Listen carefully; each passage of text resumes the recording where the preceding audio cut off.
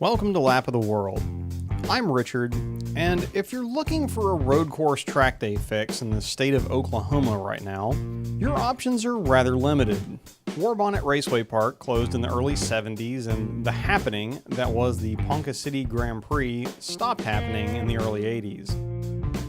That really leaves Oklahoma as a whole with only one remaining paved road course.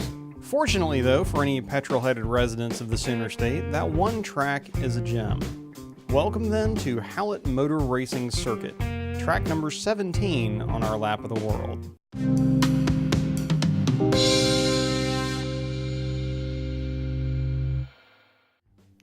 I'll get this straight out of the way. I cheated a little to add Hallett's pin to my map. Liz and I were headed to California for NSXPO via a route that took us within an hour's detour of Hallett on a weekend, so it only really made sense to look for an opportunity to visit the track.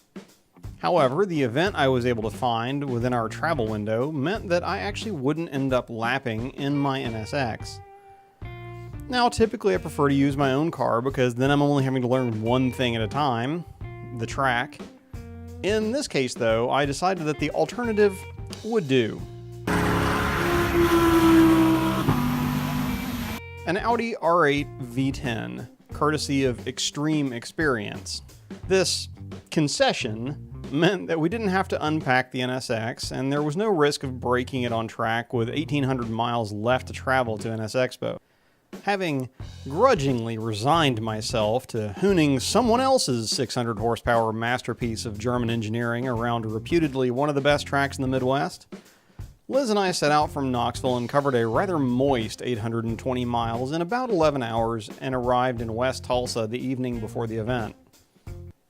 Hallett Motor Racing Circuit, or HMRC, opened in 1976 and was the brainchild of one Anatoly Runtunov. We heard several anecdotes about Toly during our visits, and having done some research, he is probably somewhere in the running for the most interesting man in the world. In addition to building his own racetrack, he competed in the inaugural Silver State Classic road race in Nevada, drove in two of the original Cannonball Baker cross-country races in the 70s, holds multiple degrees in subjects ranging from English literature to physics, including more than one master's degree and a PhD in there somewhere as well.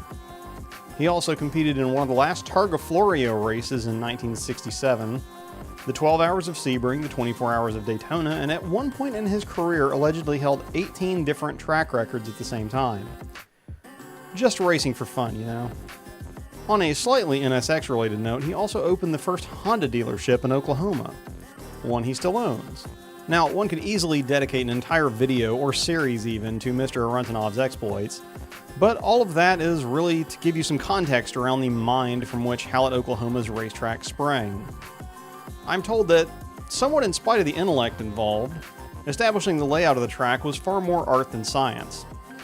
In the same manner as the late Augusta International, establishing the path of HMRC's tarmac allegedly involved Toly and some others more or less driving laps around the property until things felt right, and then marking which tire tracks were the right ones.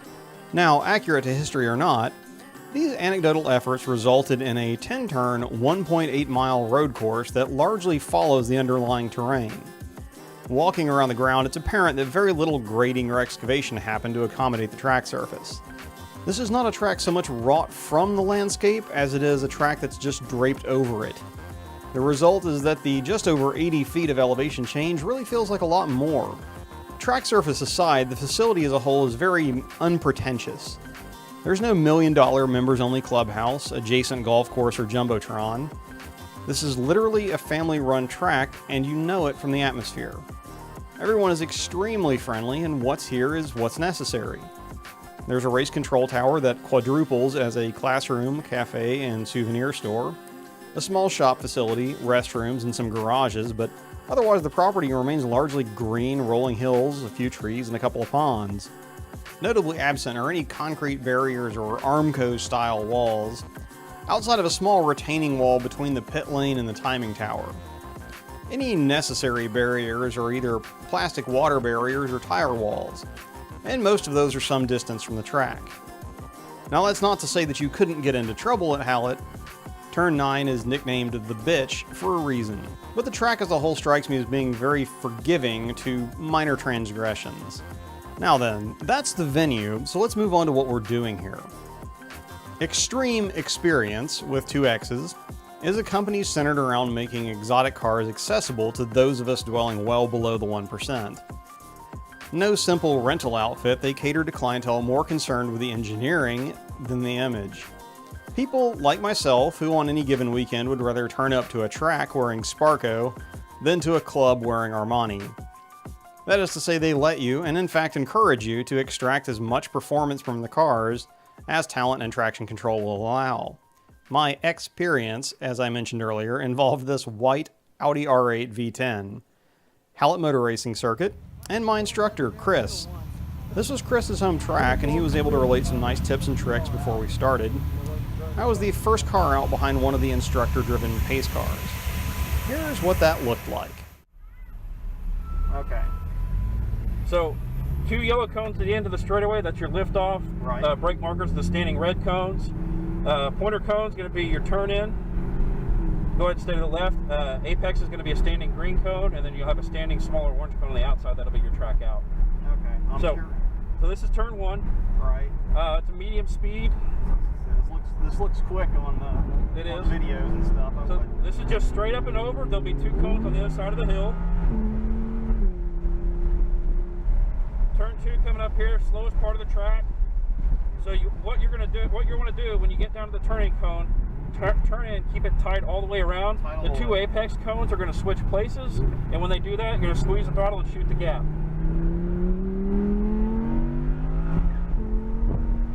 Okay, up the hill, stay to the outside. Your turn in is very late, so stay out, stay out, stay out. There's your turn in, very late. Then you're going to come over a nice gradual turn all the way over to my apex. Settle the car on the outside. You're going to turn back to your left, and then squeeze the throttle down the hill. A little bit of a brake here. Keep the car middle of the track till you're about halfway around. You're going to tighten up on the apex cone when it comes into view, and then unwind and squeeze the throttle.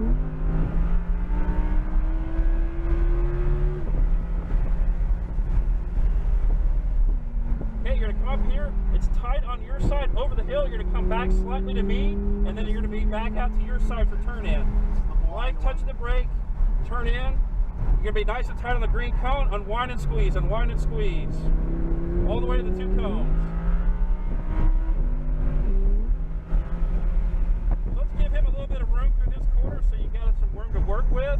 So go ahead and hold back on the throttle. Hold back on your speed just a little bit. So wait. This is very much like turn 6. Here's your apex cone here. Unwind, squeeze that throttle all the way to the 2 cones.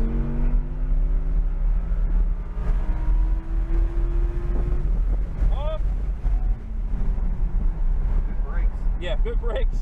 So at the yellow cones just off, you can actually let it coast a little bit before you brake again. Same thing for this distance too. So off, about the 3, good firm brake. There you go. A little bit more. Remember, keep it tight. Wait for the 2 cones to switch places.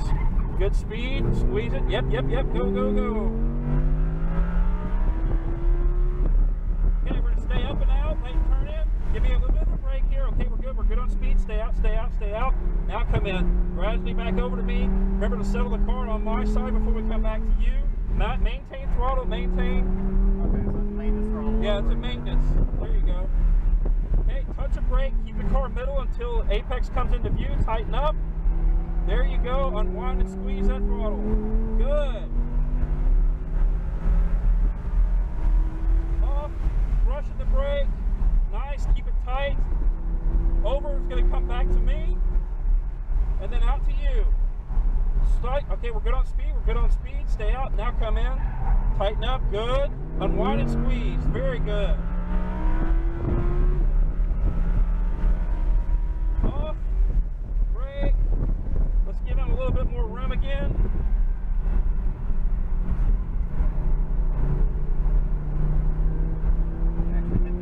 Yep.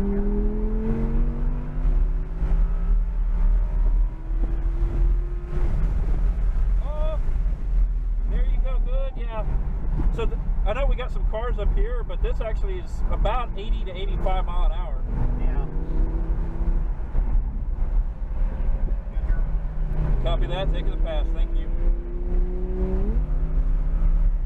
Follow the rules like you tell me. Yeah, you're good.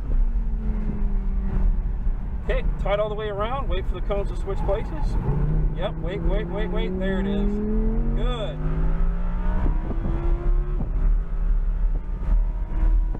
Okay, 3. Okay, we're good on speed. Stay out. Now come over. A little bit tighter. Maintenance. Back to you. There you go. Good. Yeah, very good. Touch the brake. Nice. Middle until you get halfway around. Find that cone. Tighten up. Then unwind.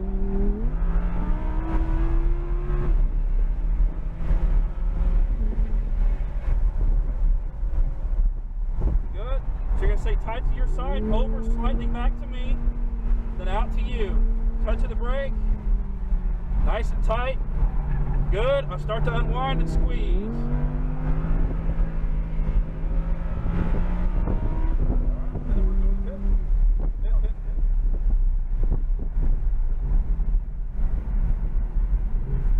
What'd you think? It's a neat track. It is, I think my favorite part might be the part you can't see what you're doing, but it's the little, like, over the crest. 7, 8, 9? Yeah. 7 up the hill, 8 over at the top, then 9 back up again. A little bit of a technical complex. Okay, over here. So this is my home track. And up here? Yep. Sorry. We were talking. So following the one rule of driving with an instructor, which is don't scare that instructor, I coasted around for something like a minute 38-second flying lap. That's about 15 seconds or more adrift of what the car could probably manage, but was entertaining all the same. Thanks to Chris for right seating and talking shop with me a bit before and after the driving. And just as a point of order, I was the one who elected to leave the car in Sport Auto mode since I admittedly don't have much experience with sequential cars. There was no rule against shifting for yourself. Now in hindsight, I'd have been better off engaging manual mode and just dumping it into 3rd or 4th gear because frankly the R-tronic gearbox is pretty crap in Sport Auto mode. Derpy gearbox woes aside, after a mere 2.5 hours it was time to leave Hallett. Probably an hour of that was with the experience and another hour and a half was just talking to people. First, I'd like to thank Connie, the current track owner at HMRC, for the hospitality and the short history lesson, as well as Cal, Chris, Nick, Brian, and the rest of the team from Xtreme Xperience for a really smooth and entertaining morning. I think the service they provide is a great value if, say, you were looking to try one of these cars before you considered buying one, or if you were just looking to see what it's really like to push one of these cars in a safe environment without fear of losing your license. Talking to Cal in particular at length also put my goals into some perspective as he's driven something on the order of 70 different tracks himself. So it was that as Liz and I drove away into the Oklahoma wilderness on our way to being lost in North Texas, I had some mild regrets. I don't regret visiting Hallett, nor do I regret the fun I had with Xtreme Xperience. However, I do think I found that there is a lower limit to what's necessary to get a real feel for a racetrack. For HMRC, that number is certainly more than just 3 laps. Had I had more time or money on this occasion, I'd have been sorely tempted to see if I could have gotten back in line for another go-around. I also understand that in the course of this project, I won't have much bandwidth to revisit most tracks. However, I think Hallett definitely makes the short list for tracks that I'd like to get back to sooner than later and take a crack at really learning it. Maybe I can use those 2 abandoned tracks that I mentioned in the intro, both of them less than an hour away, as an excuse to be back in the neighborhood. We'll see. In the meantime, I'm Richard, this is Lap of the World, and I'll see you in the next video, if not at the track.